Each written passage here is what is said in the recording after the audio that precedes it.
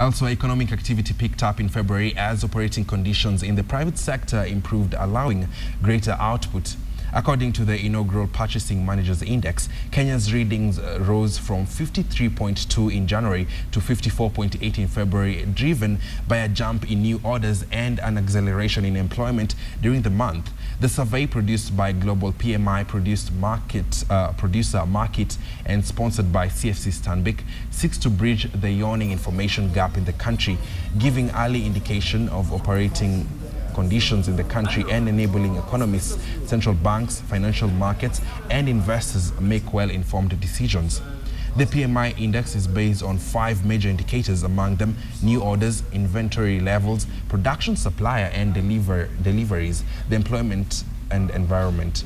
Kenya is the second country in the sub-Saharan Africa to launch the index that will now be released on the 3rd working day of every month.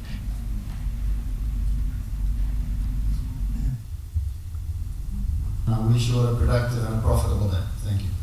It's a piece of research that means that you can compare sort of with exactly the same methodology of what's happening here with what's happening in the other African countries as they come out, as well as other countries around the world that perhaps you're interested in. Let's say looking at sort of Kenya versus another country around the world, if you wanted to look at Vietnam, that you can say, well, actually, you know, we're doing a lot better than they are. Or, you know, the Asian markets, those emerging markets are not doing particularly well, but here in Kenya, you know, there is good, very good, solid growth. And, you know, that is something that sort of certainly helps people. The potential drivers in the next couple of months, in our view, would clearly be a rise in new orders, and that would inevitably boost output.